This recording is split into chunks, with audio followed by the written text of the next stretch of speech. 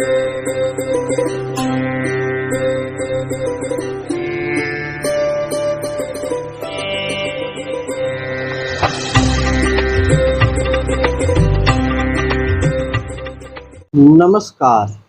प्रिय दर्शकों, हाजिर हूँ मैं आज एक अलग नए विषय को लेकर।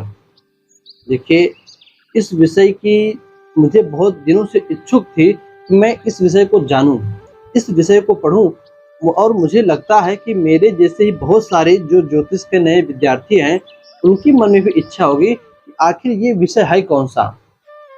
पहले नाम बता दूँ आपको, तो प्रश्न कुंडली।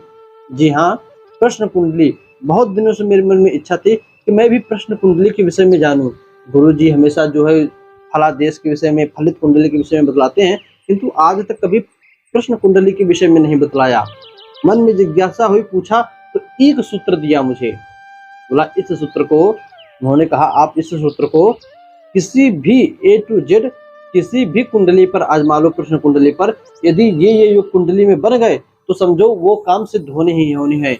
और देखिए, मुझे मेरे मन में जैसी इच्छा थी, वैसे मैंने ही सोचा कि मेरे जैसे जो नए विद्यार्थी हैं प्रश्न कुंडली के, जिन्हें प्रश्न कुंडली के विषय में पता नहीं कि किस भाव से क्या देखना चाहिए, पहला प्रश्न दूसरा प्रश्न व्यक्ति करे, भाई अब प्रश्न तो एक होगा ही नहीं, तो बार बार क्या एक ही ग्रह से एक प्रश्न देखना चाहिए, अथवा पहला प्रश्न किसी और ग्रह से, दूसरा प्रश्न किसी और ग्रह से, तीसरा प्रश्न किसी और ग्रह से।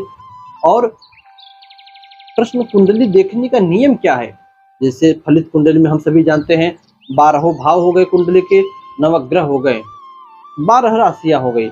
अब ये ग्रह जिन राशियों में जिस भाव पर बैठे, जिसने माफ कीजिएगा अंश बल से मजबूत कमजोर हो, वैसा हम अपने अनुभव के हिसाब से जो है, शास्त्रों के हिसाब से अनुभव को मिलाकर जो है उत्तर देते हैं। किंतु प्रश्न कुंडली में ऐसा क्या है और कैसे देखना चाहिए, क्या इसका नियम विधि अलग है? तो प्रिय दर्शकों, गुरुजी ने कहा कुछ नियम विधि अलग नहीं है, सिर्फ एक सूत्र को, जी हाँ एक सूत्र को, जो उन्होंने मुझे बतलाया कि इस सूत्र को आप जो है किसी भी कुंडली पर आजमा लो। आपको किसी नष्ट वस्तु की, कोई वस्तु चोरी हो गई हो, गुम गई हो, उसके विषय में जानना है, पता चल जाएगा। किसी फौजदारी के विषय में जानना है, पता चल जाएगा। किसी सफलता के विषय में, मैंने पेपर दिया है, पास होऊंगा कि नहीं, मैंने चुनावी लड़ा है, जो है मैं पास होऊंगा कि नहीं, चुनाव लड़ा है, विजयी मिलेगी कि नहीं, या मैंने ये काम किया है, मुझे इसमें सफलता मिलेगी कि नहीं, मेरा विवाह शादी कब तक होगा, मैंने ये काम किया है, या मैं ये खरीदने वाला हूँ। यानी मतलब कोई भी प्रश्न हो, A to Z कोई भी प्रश्न हो, आप सिर्फ इस एक सूत्र से उस प्रश्न को उत्तर को जान सकते हो। कौन सा प्रश्न सूत्र है? तो आप सबसे पहले अपनी प्रश्न कुंडली बनाइए। प्रश्न कुंडली कैसे बनेगी, कुछ लोगों को ये नहीं पता, उनके लिए बतला दूं। अभी जो वर्तमान में समय चल रहा है, आप अपनी घड़ी देखो, जो डेट हो, जो महीना हो, जो सन हो और जो टाइम हो, उसके हिसाब से पंचांग से कुंडली बनाइए। कुंडली तो सभी लोग बना लेते हो, आप कुंडली बनाते हो तभी तो ये वीडियो देखने आए हो, तो आते ही क्यों? तो कुंडली बनाइए तुरंत। अभी वर्तमान समय की वही होती है प्रश्न कुंडली। तुरंत जब भी जातक प्रश्न पूछे, उसी के अनुसार तुरंत कुंडली बनाकर देखने पर उस कुंडली को प्रश्न कुंडली कहते हैं। और जिन लोगों के पास अपनी जन्म कुंडली नहीं है, कुछ पता भी नहीं उसके विषय में कि कब पैदा हुआ था, तारीख महीना डेट, तो वो अपना जो है सब कुछ प्रश्न कुंडली के अनुसार दिखा सकते हैं। अब प्रश्न कुंडली में गुरुजी ने कहा कि प्रश्न कुंडली में चंद्रमा यदि लग्न में हो और बलवान हो, चंद्रमा लग्न में अथवा केंद्र में कहीं पर भी हो, बलवान हो, और ऐसे चंद्रमा पर गुरु अथवा शुक्र की दृष्टि हो, तो जातक प्रयत्न करे, लाभ अवश्य मिलेगा। फिर से सुन लीजिए, बलवान चंद्रमा शुक्ल पक्ष का, पूर्णिमा का चंद्रमा, कृष्ण पक्ष का नहीं, बलवान चंद्रमा पहले भाव में लग्न में, चौथे भाव, सातवें भाव, 10वें भाव में, केंद्रों में कहीं पर भी हो, और उसके ऊपर गुरु अथवा शुक्र की दृष्टि हो, तो जातक प्रयत्न करे, लाभ अवश्य मिलेगा। दूसरा जो सूत्र दिया, 11वें भाव में बलवान ग्रह हो, अब वह ग्रह यदि पापक ग्रह हो तब हानि होगी, और शुभ ग्रह हो तो लाभ होगा। 11वें भाव में बलवान ग्रह हो अथवा बलवान ग्रहों की दृष्टि हो।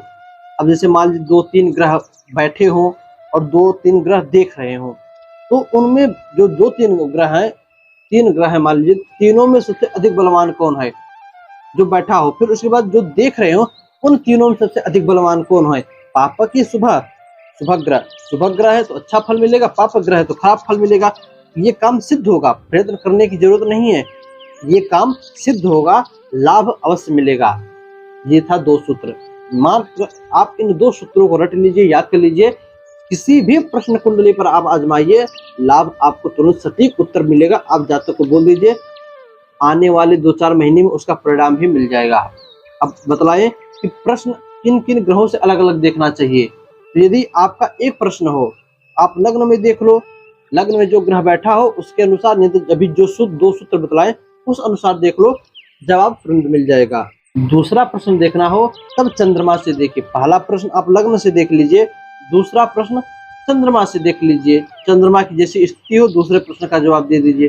तीसरा प्रश्न है तो चंद्रमा सूर्य, सूर्य की जैसी स्थिति हो, अच्छे भाव में, खराब भाव में, शुभ ग्रहों के साथ, पापक ग्रहों के साथ, शुभ दृष्टि, पापक दृष्टि सभी देखकर तीसरे जो है प्रश्न का उत्तर दे दीजिए, जवाब सही बैठेगा। चौथा जो प्रश्न हो, चौथे प्रश्न के लिए बोले गुरु की दृष्टि, देवगुरु बृहस्पति की दृष्टि, देवगुरु बृहस्पति किस स्थिति में हो, कहाँ पर बैठे हो, कौन सी राशि में बैठे हो, उच्च नीच अंश बल सब देखकर चौथे प्रश्न का जवाब दीजिए, सटीक उत्तर बैठेगा और फलादेश आपका सच बैठेगा, सच होगा। और पांचवा प्रश्न या 5 से अधिक हो, देखिए एक समय में एक कुंडली से सिर्फ 5 ही लिए गए हैं। प्रश्न कुंडली के शास्त्रों, जो मर्मज्ञ हैं, शास्त्र गुरु जी कहते हैं कि जो शास्त्र के मर्मज्ञ हों, उन्होंने भी कहा कि प्रश्न कुंडली से अधिकतम 5 प्रश्न देखने चाहिए। उसके बाद और भी प्रश्न है तो अगले दिन फिर कभी भी आप आओ तब देखना चाहिए। पांचवा किस ग्रह से देखें, बोले बुध देव अथवा शुक्र देव, इन दोनों में जो अधिक बलवान हो, अंश बल से अधिक बलवान हो, उसके हिसाब से आप जो है याद रखें, अंश बल से सिर्फ जिसका अंश बल अधिक हो, बुध 16 का है और शुक्र 17 का है, शुक्र से देखिए, या बुध 16 शुक्र 16 का है, बुध 17 का है तो बुध से देखिए।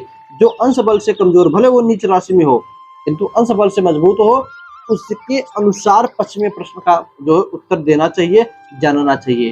प्रिय दर्शकों, उम्मीद करता हूं कि प्रश्न कुंडली का ये एक सटीक उत्तर, एक सटीक जवाब आप जान पाए होंगे और लोगों की कुंडली में अब आप देखना भी सीख चुके होंगे। क्या होता है प्रश्न कुंडली, कैसे देखनी चाहिए, 2 मेन सूत्र आपको बतला दिए। यदि इस विषय पर बहुत अधिक लंबा चाहिए कि पहले भाव से क्या देखना चाहिए, दूसरे भाव से क्या, तीसरे भाव से क्या, चौथे भाव से क्या देखना चाहिए, प्रश्न कुंडली में ग्रहों के अनुसार क्या देखना चाहिए, तो आप कमेंट में लिखिएगा, उस पर भी एक वीडियो बना दूंगा। तो बस उम्मीद करता हूँ आप समझे होंगे। आज के लिए इतना ही, इजाजत दीजिए, पुनः मुलाकात होगी किसी नए वीडियो में नए टॉपिक के साथ। तब तक के लिए नमस्कार।